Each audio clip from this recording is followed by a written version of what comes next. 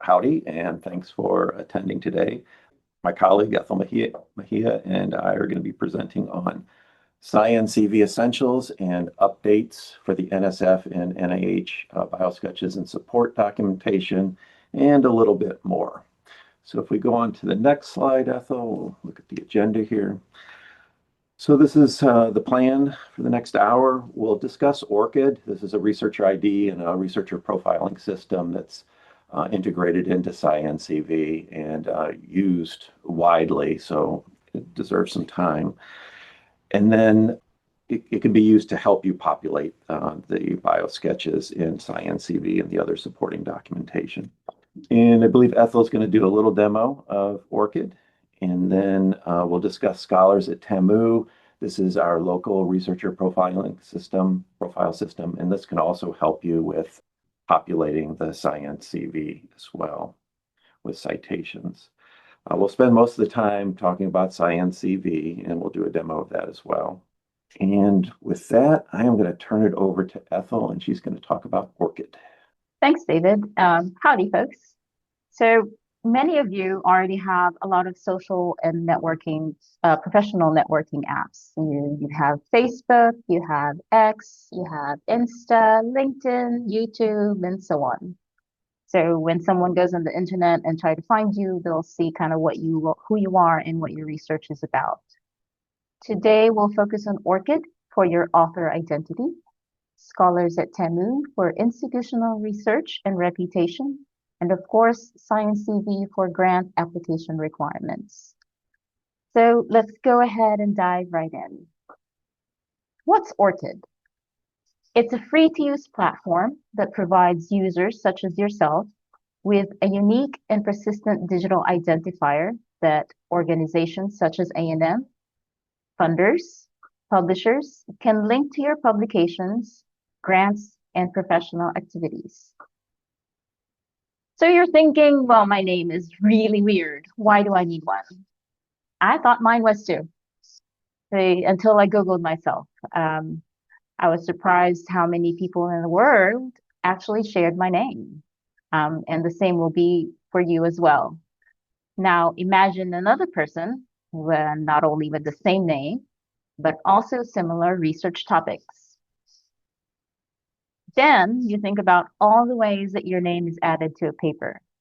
Some could be with your initials and your last name. Sometimes it's your last name and your first name. So it's just so goes on and on. ORCID can help by distinguishing you from all those others and putting all of these information together in one place.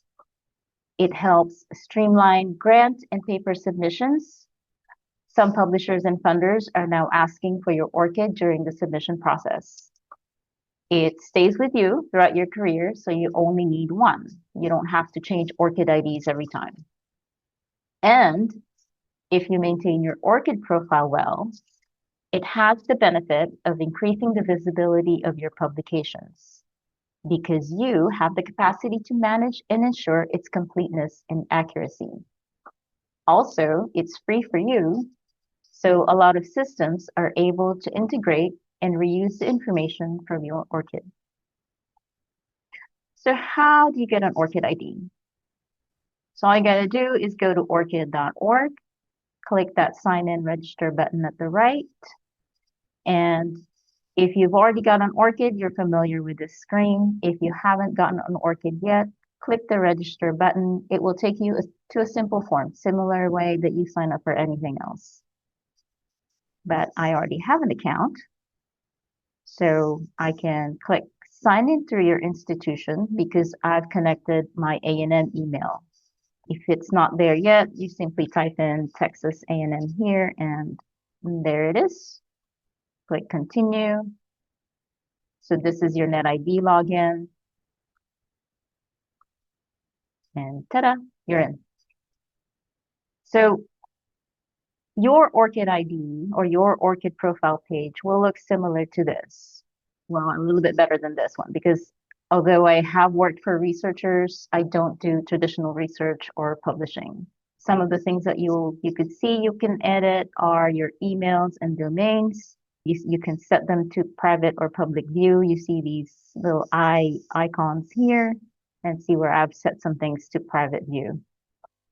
You can add all your websites and social links, other researcher IDs, keywords, countries. This is the geographical location of where you've worked and the countries and geographical locations that you've done research about. You can add all the name variants, a little blurb about what you do, your activities, employments. You can highlight your affiliation, just up to one. So it's like if I worked for NASA, I'd probably put it on there. Education and qualification is kind of where you went to school. Professional activities. Adding things is as simple as clicking the add button, and there's multiple ways that you can add things there.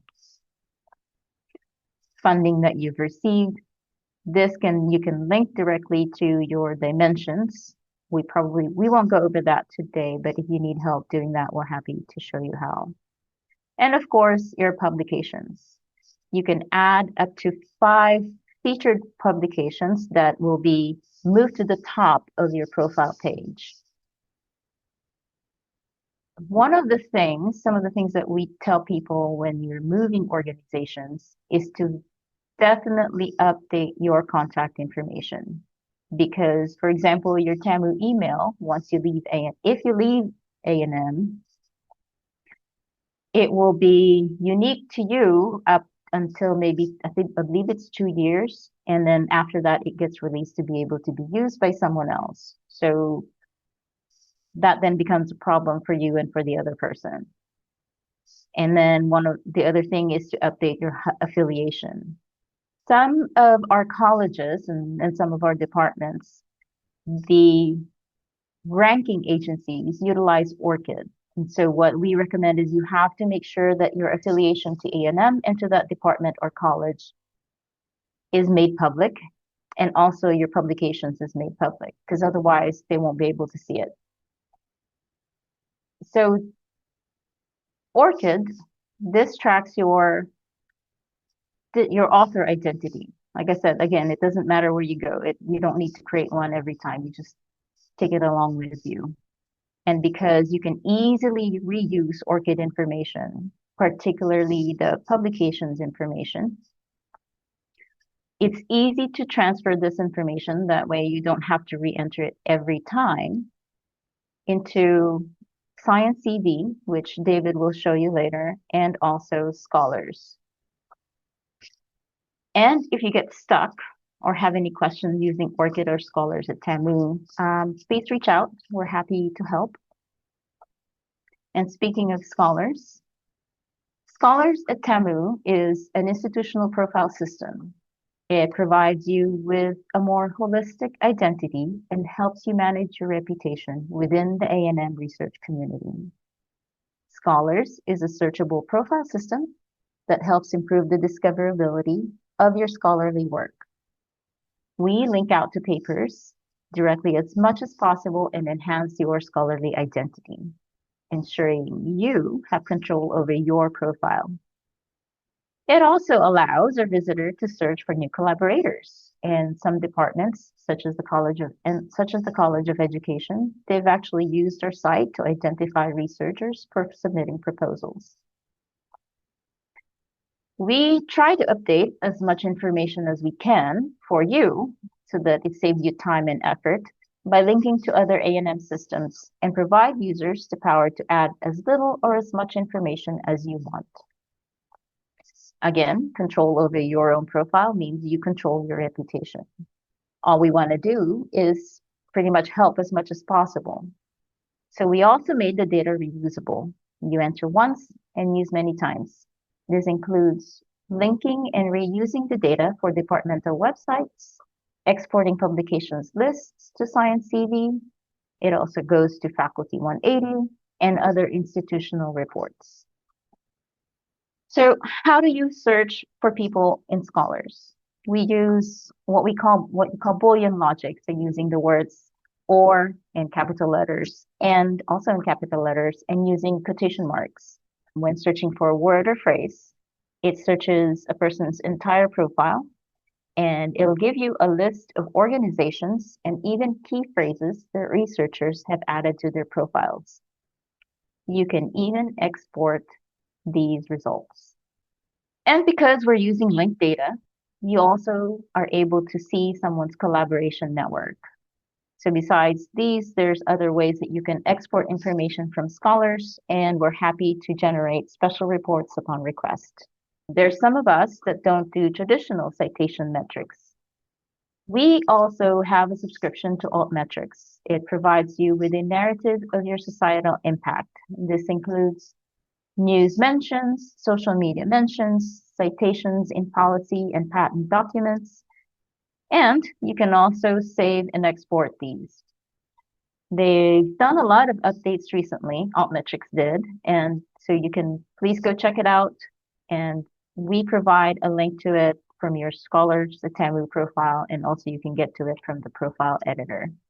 To edit your profile, just go to the right-hand side of a Scholars at TAMU page, click Edit My Profile, log in with your NetID, and you'll be able to edit your information. You can click any one of these tabs, and you'll be able to see what we've already added, what we've missed, and if we've missed anything, feel free to click the Add button at any of them. If you don't have a Scholars at TAMU profile yet, please accept my apologies and submit the request for a Scholars profile. Adding a CV to the submission to the request also helps me pre-add as much information as possible so that you actually don't have to start from scratch. Some of the information that we recommend that will help enhance your Scholars at TAMU profile includes your A&N affiliations, an overview of your research, websites that you have, author identifiers, and then your research interests. So that if we find anything that is available online, we'll try and add them there also.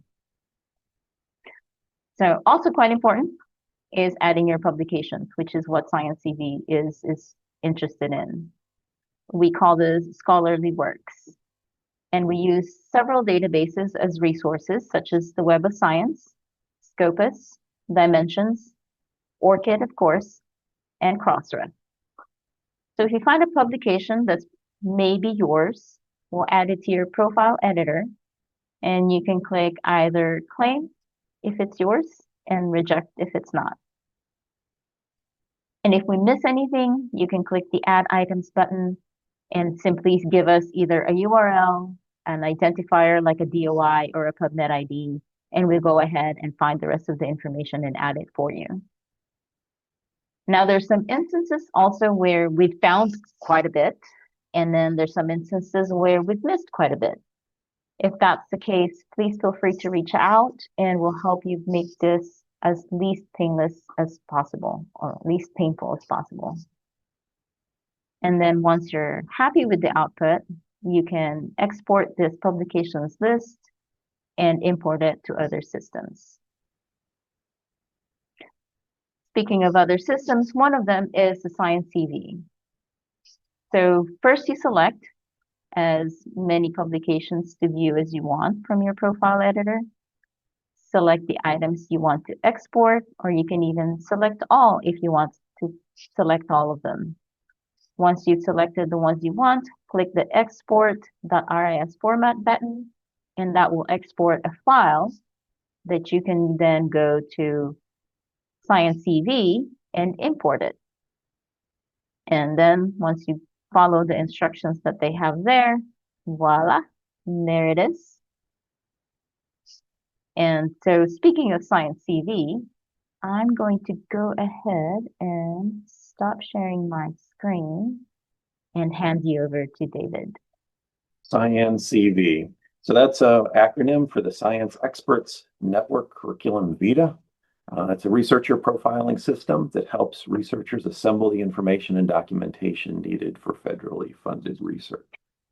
So it supports biographical sketches. We've already mentioned NIH and NSF, but now they've also added the Department of Energy and the United States Department of Agriculture And I imagine other agencies will start adopting this format for the biographical sketches for these federal funded research submissions. It also supports documentation for the current and pending other support.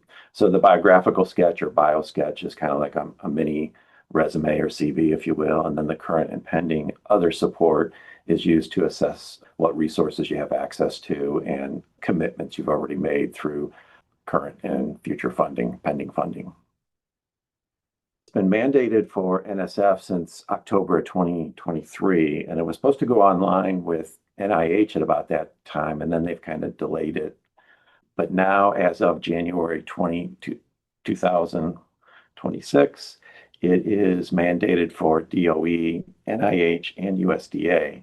Though with the NIH, they're kind of extending a little bit of a leniency period through next month. So they won't give you an error if you're not using it. The good thing about SciENcv is it's using the most updated forms. So when you click it, it's going to populate the current form. It's always a question as to which form to use. And I guess this edition has been around for a little while, but they seem to feature it more on the forms, and we'll see this in a moment, is when you do the certification, there's a certification that you're not involved in these foreign talent recruitment programs. So you'll see that in the certification and in information and notices on the forms when you go to complete them. As Ethel mentioned, it's integrated into ORCID, is integrated into SciENcv. It's also integrated with ERA Commons, which is used for NIH submissions, and then research.gov for NSF. As a result of those kind of integrations, there's all sorts of ways to access it. So there's multiple access points. I usually just go through the main SciENcv page that we'll take a look at in a moment. And usually to get there, I just Google SciENcv, and it's the first link. But there's numerous login options, and you can see a screenshot of the main page over there. If you do have an ERA Commons account and you use it a lot, then I guess you could log in that way, or National Science Foundation. But I would go with more options, and underneath there, you can eventually get to the Texas A&M University SSO login, and you can just log in with your NetID and password. When you do log in, you'll see this mini profile. So it'll just be your name, title, institution. Did have IDs on there. Should have removed that there. It used to have the ORCID and the NSF ID, but they don't show that on the mini profile anymore. But they do treat this, they say they treat it as public information, this little mini profile. So that's just kind of an FYI, but that's all that's shown. And there's really no directory to look anybody up, so it's not so public. Then you can go in and edit your profile, and we'll see this in a moment. And you can change the way your name displays or your title or position if it's changed from last time that you have information in there. And then you can go on to creating documents in SciENcv. So these are all the documents they have now. So you would, when you do create a document, you give it a name, and then you select the document type, and then these are the document types. So again, the DOE Biosketches and the current and pending and other support. Same thing for NIH, plus the fellowship biographical sketch, NSF, and then USDA. As far as getting data to kind of populate those forms, there's basically three approaches. You can use an external source. So you want to integrate this with ORCID, and we'll talk about that in a moment. As a matter of fact, there's a link right there that will link you over into the account settings that will help you set up that integration. So that's one way. If you're starting with a new document, that's a good way to go. If you have an existing document already, SciENcv, then you can click on that and then give it a new name and then use that existing document. It will also, if it was an older document, it will also refer you to the most updated form too. And we might take a look at that. And then there's a blank document if you just want to kind of start from scratch, though I think the first option of using ORCID is the better way to go. Okay, so this is what the homepage of SciENcv looks like. We just saw this. I'm going to go ahead and click this link.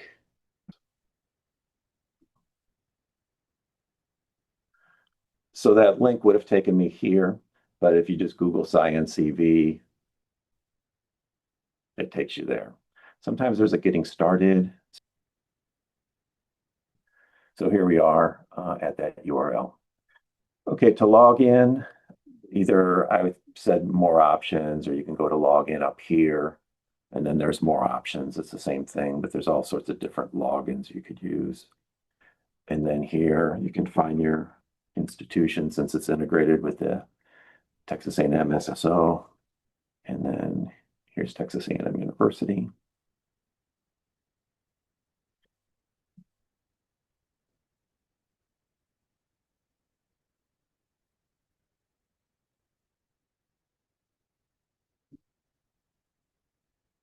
So now when I click on more options, now that I'm logged in, there we go.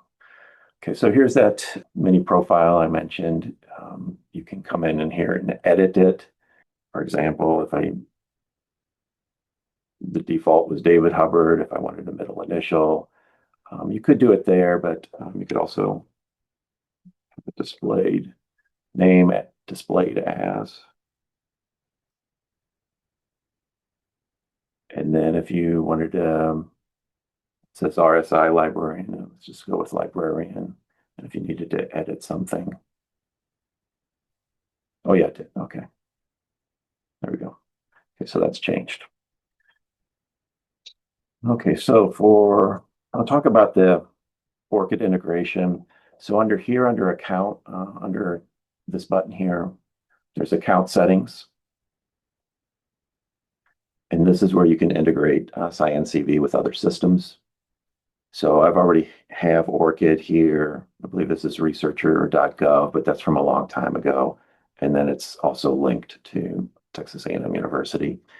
If I come here to account, add account, and then I could look for ORCID, though since I've already added it, I don't think it'll show up, but I could just search for it there and then add it in. Also, while I'm here, I'll just make reference to this and might actually work with Ethel on this one, but you can assign someone else to complete these forms for you. So you can assign a delegate and you would just add a delegate. Matter of fact, let's just go ahead and do that now since I'm already here. So I'm going to assign it to Ethel. And then what this will do is Ethel would receive an email notifying her that I'm providing access to my SciENcv. Then the delegate would click on that link. She would click on that link to activate that. If the individual doesn't have a My NCBI account, and let me take a step back. My NCBI is the National Center for Biotechnology Information. It's part of the National Library of Medicine and NIH. My NCBI is kind of a platform with a number of tools on it, including SciENcv. So if the delegate does not have a My NCBI account, they would be prompted to create one. And then once that does happen and all parties have accepted, then there'll be an entry there where it'll say delegated CV, and we might see that later. Okay, so I'm going to go ahead and save that.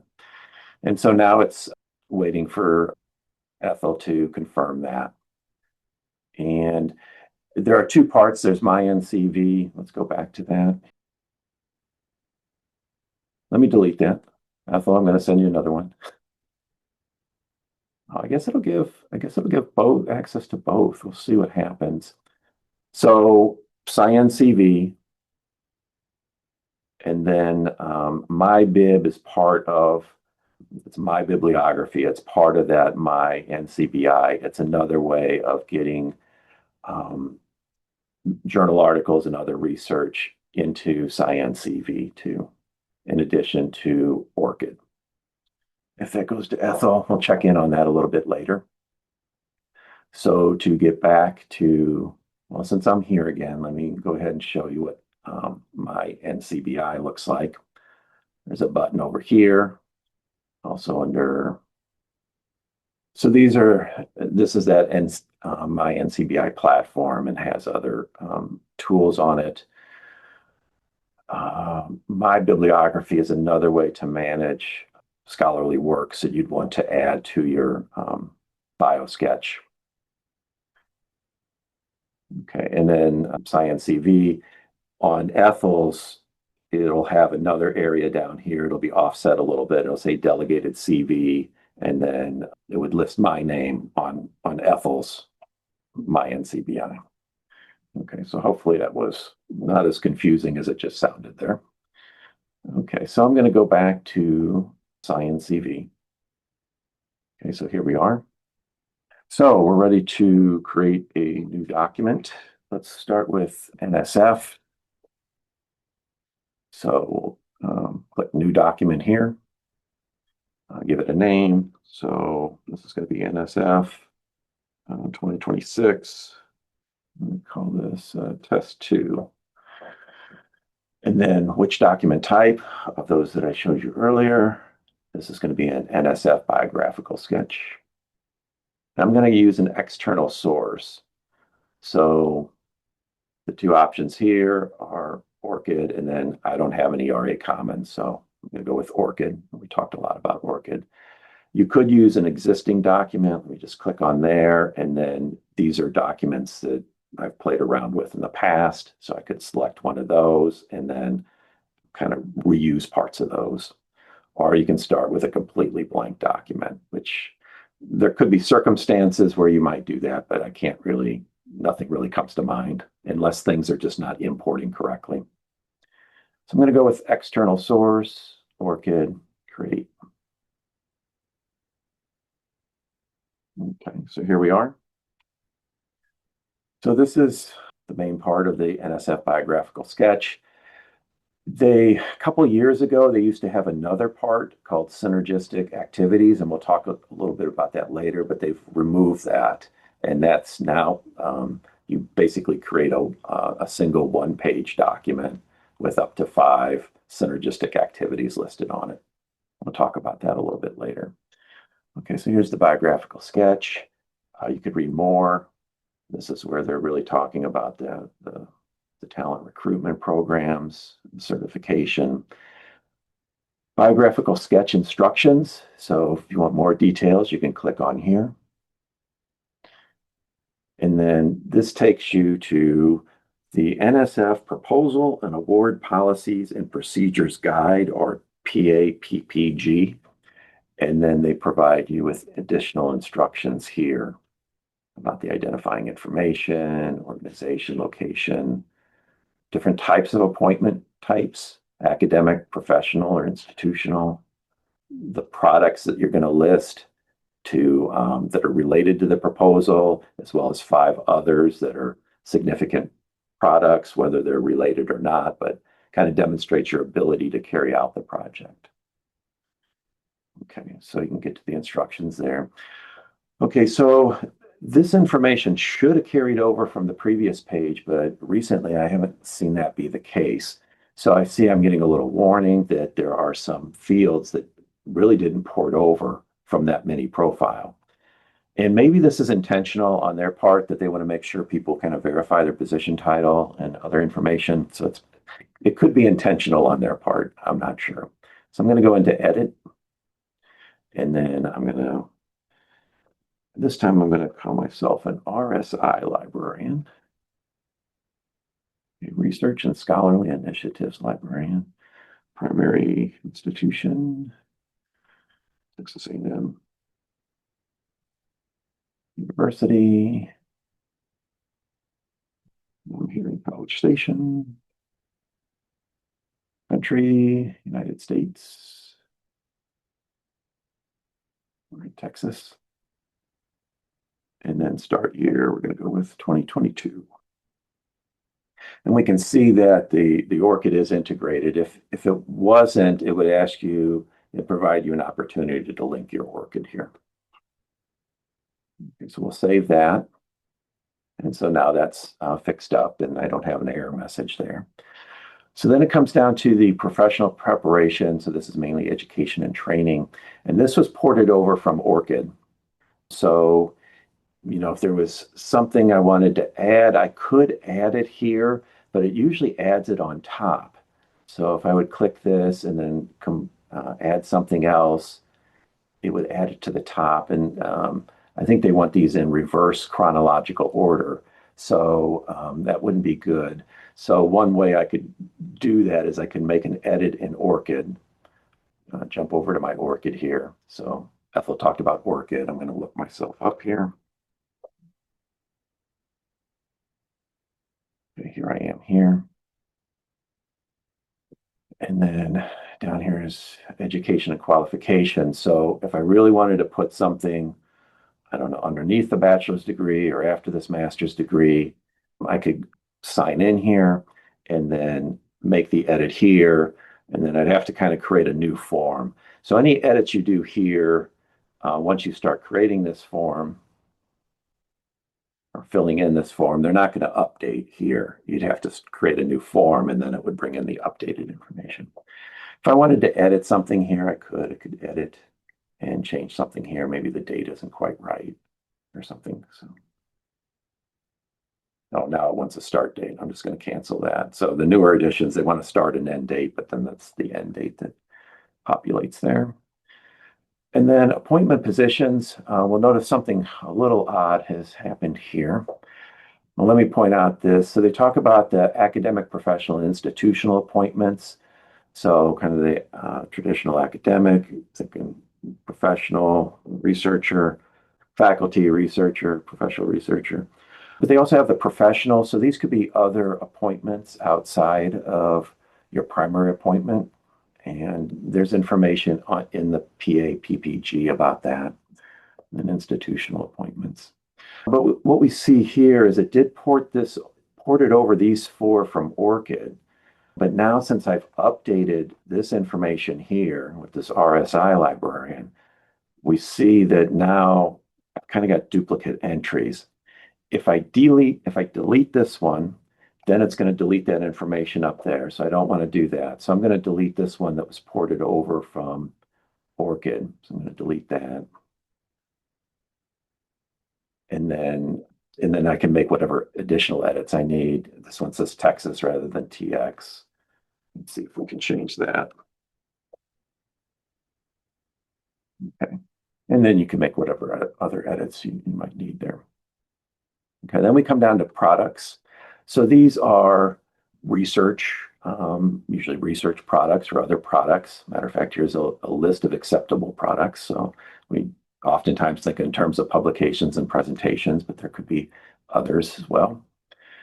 And so these are the 5 products most closely related to the proposed project.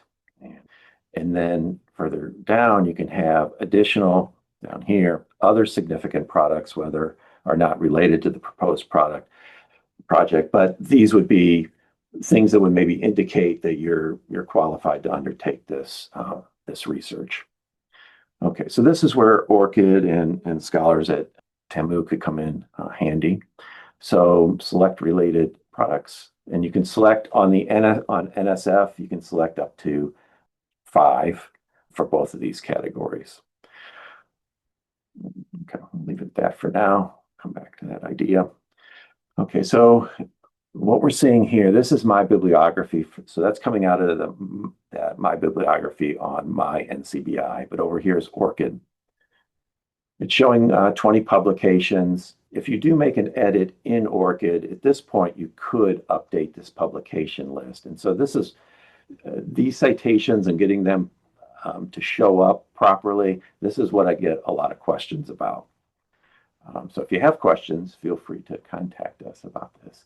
But like we have 20 citations here. When I go over to ORCID over here, I see a list of 29 works. So not all of them are being represented there. And it may have something to do with where they were imported from.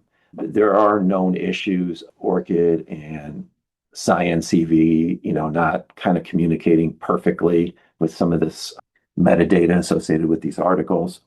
So, and there's a couple of workarounds. Sometimes what I've done is I've deleted it and then re-added it. Sometimes I'll add it from a different source and maybe that might fix it. But back here at the NSF Biosketch, we have ORCID, we have these 20, so let's just select these. And when you go to select them, they'll actually load. Let's do one Hubbard here, one Phillips. And then let's get something out of order here. They'll load as you select them, but you can move them around. And then let's just load those 3. And those kind of loaded up as I click them, but you can move them around. So if you wanted them reverse chronological, and you can list these however you want. So whatever order you think is the best, maybe the work that's more related to the project, or maybe you just want an alphabetical sort or a year. There's only going to be 5, so I mean, people can look through them pretty easily there. But if I did want to move these around, unfortunately, they are already in chronicle order, but they're not in alphabetical order. So I'm going to move Phillips down there. So you could just move them around however you want. Okay, drag and drop. Okay, we'll move on to the significant products, whether or not related to the proposed project. So again, maybe other products that demonstrate that you're capable of carrying out this research, even though maybe it was something slightly different before. Okay. So I mentioned my bibliography. We're going to link over there, but you can select from both of these sources. So here's ORCID. Let's select, we'll just select some random.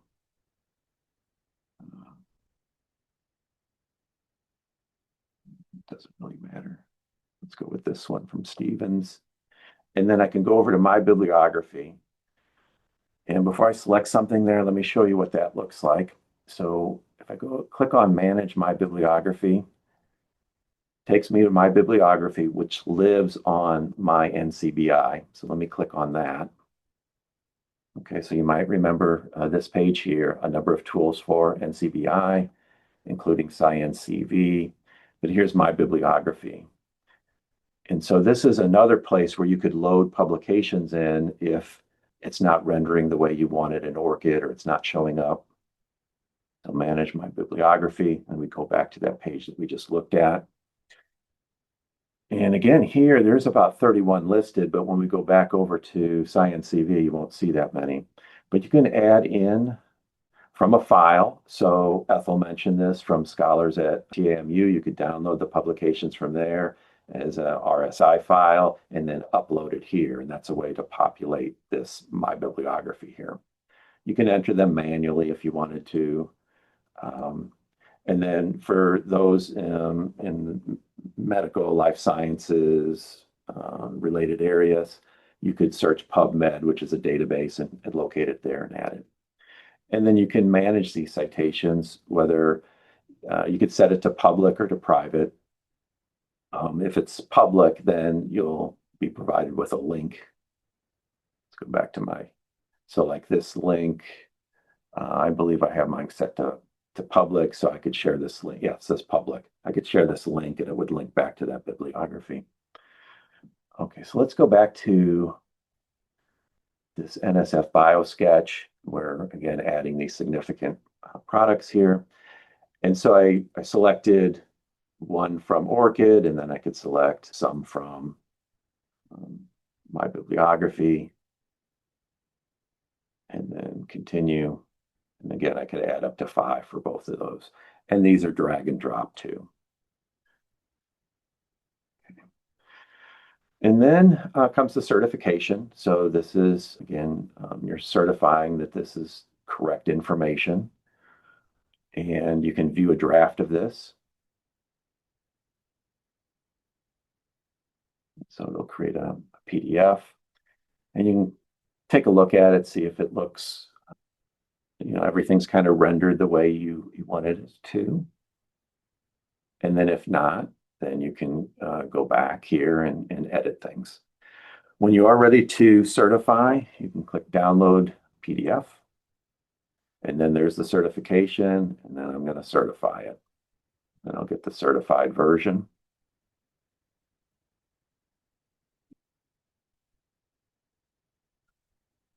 So then this one has the certification on it, and you see that down here. If a delegate is completing this this form for the researcher, this would send an email to the researcher, and then the researcher would click on it to certify it, and then the delegate would have a PDF version that was certified.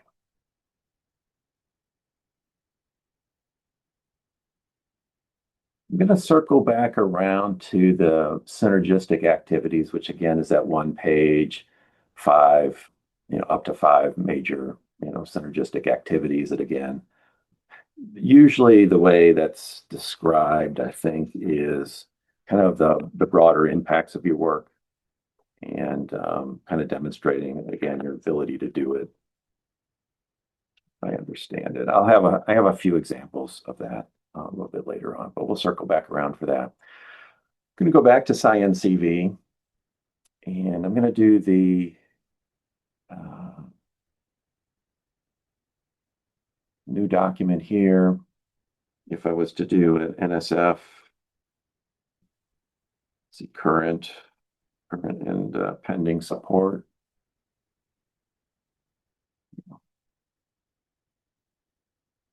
I'm making a name here, and then down here, current pending support. And then again, you could use an existing one if you've already created one.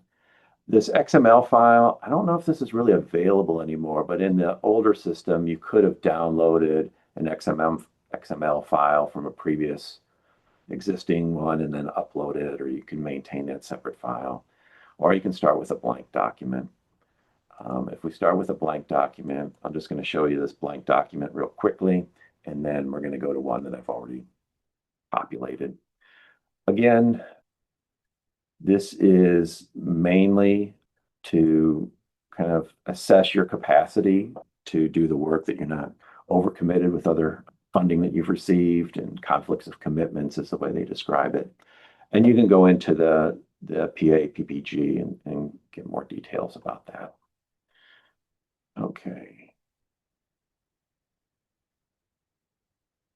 This one ported over the information okay from the mini profile, so that's okay. But if I needed to edit it, I could edit it.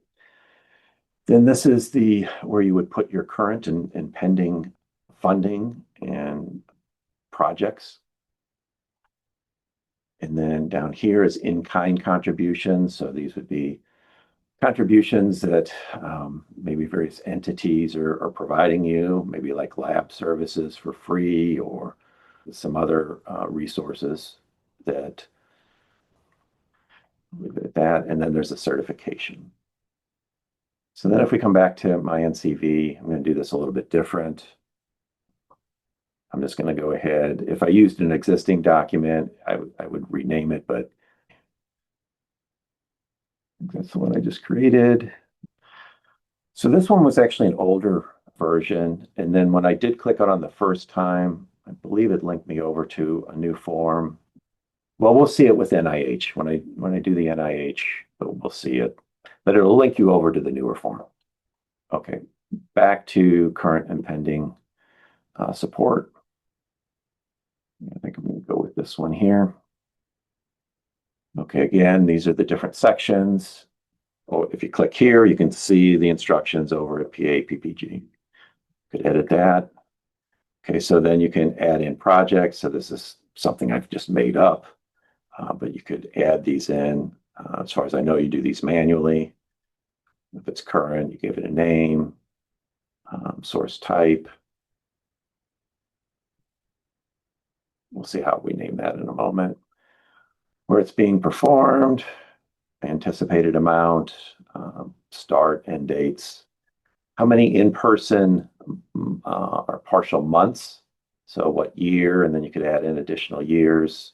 The example I have is for 1 year, and then how many months, and then overall objectives or statement of potential overlap to allow markdown for formatting. Okay, you can learn more about that there, and then a statement of potential overlap. But this is how it renders here. So it captured some of that and presented it on the form.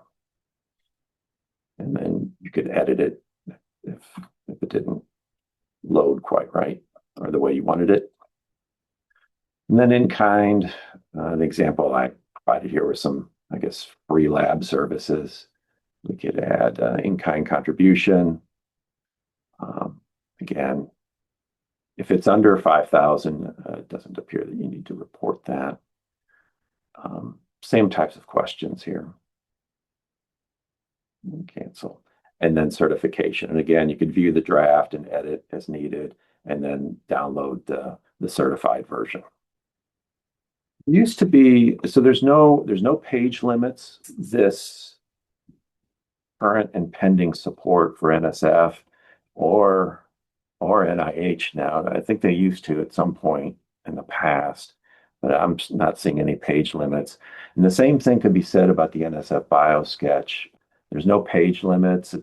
It used to be because of the synergistic activity. Sometimes they got longer, but they don't have any page limits that I know about anymore. I think we're going to talk about the NIH Biosketch now. And I think in the interest of time, time's flying by, I'm going to use an existing one. Okay, so then now they call this the biographical sketch common form. And again, it brings over this information from the mini profile. You can edit it as needed. Professional preparation, kind of same things apply. Appointments and positions. And then products, they limit theirs to just 5 as well. And then the same thing with the significant products. And you would import these in the same way. And what they do have is the biographical sketch supplement, and that's part of this form as well. So you could add in a personal statement. It's limited to 35 characters. There's no page limit on these overall, but they are limiting the number of characters, so that kind of limits the length of it. So again, this is describe how you're well suited to conduct that research. You could add in honors here, awards, and then contributions to science. So these are somewhat similar to the, what your contributions to science are. There's more information here as to what they're kind of looking for. And then you can enter this in here. I think these are 2,000 character limits. And then you have the certification. I'm going to jump back to the PowerPoint.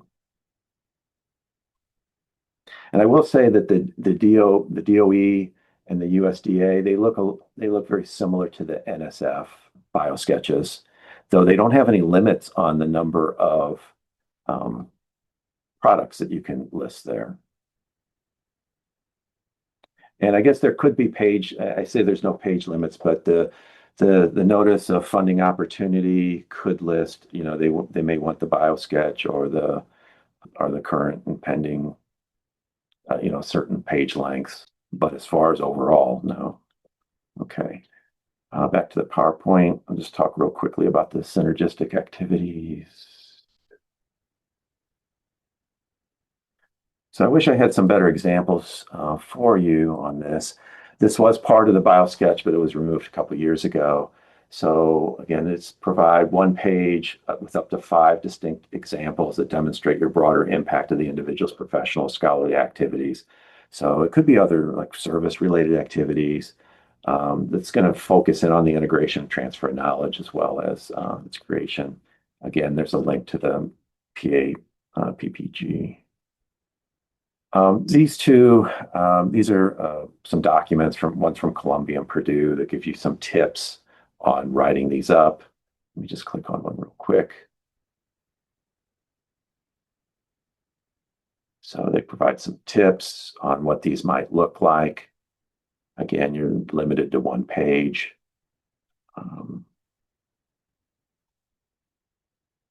And then, as far as a template, I put some of that mini profile information up at the top, and then the 5 synergistic up to 5 synergistic activities. And then similar for Purdue, kind of same thing. Some of these can be kind of minimal. Maybe if you want to try to communicate some sort of broader impact, that might be better. This is a PowerPoint presentation, I think, from somebody at the University of Arizona that provides some additional guidance on that. Here's some additional resources. This is a getting started page. I'll point this out.